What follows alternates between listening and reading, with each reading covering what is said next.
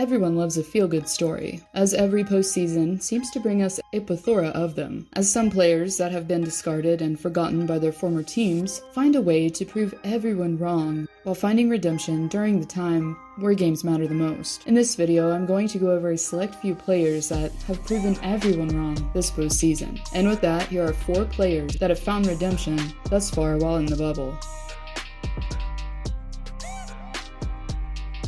As longtime San Jose Shark Joe Pavelski signed with Dallas, it marked the end of an era for the captain, as he made his way south to the Lone Star State. The expectations were high for the previous 41 goal scorer going in upon his debut season with the Stars. Unfortunately, however, Pavs didn't fare as well, early on at least, like Dallas would have hoped, while recording his worst points per game out of his entire 14-year career thus far. Therefore, as Pavelski packed up for Alberta, there's no question that the forward was looking to redeem himself with his new club.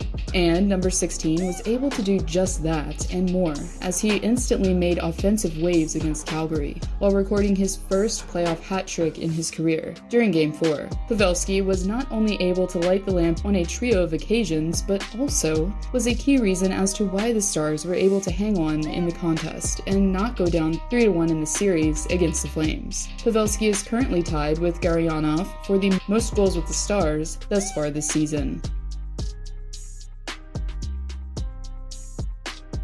After coming over to Chicago from Buffalo, Lehner, who spent most of his time backing up Corey Crawford while in Chi-Town, wasn't able to impress the Blackhawks organization, while sporting a .918 save percentage and a 3.01 goals against average. The Swedish stopper, therefore, quickly found himself en route to Sin City after being briefly traded to Toronto. The Knights' intentions were to bring in a more experienced and capable netminder that could shoulder some of the workload that veteran Marc-Andre was already bearing.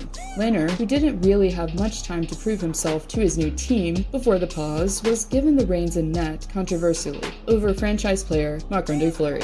Despite what some may view as drama brewing, as number 90 was set to meet his former team in the Chicago Blackhawks, Lehner was able to come away victorious against the Hawks, along with his new team. The goaltender thus far has recorded a .904 save percentage and a 2.44 goals against average during this postseason.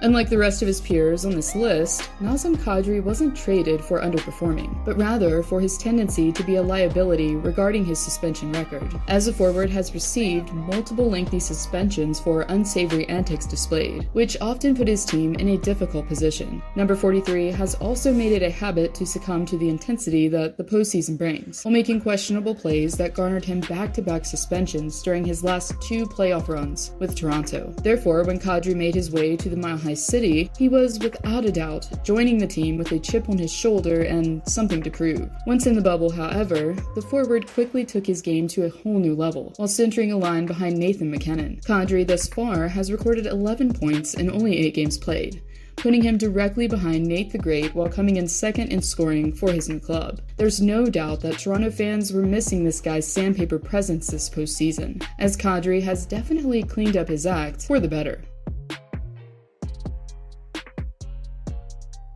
Upon being drafted by Pittsburgh in the first round, 22nd overall, Olli Maatta was brought in potentially to bring some youth to the blue line in the Steel City. And for a while, the defenseman was a staple within the organization, while aiding his team on their back-to-back Stanley Cup runs. Maatta then returned for the 2017-18 season to tie his career high of 29 points after 82 games played. But it was soon after that the blue liner began to struggle statistically, while recording a lone goal during his final season with Pittsburgh, after 60 games played with a total of 14 points. Following being relocated to the Windy City at first, Maatta continued to struggle, while putting up similar numbers with his new team in the Hawks. Number 6 was also only able to scrounge up 17 points prior to the break, in 65 games. But it was Maatta on a mission once the play-in round began, as he was able to record 6 points in only 9 games played, and tie his team for 3rd place in scoring.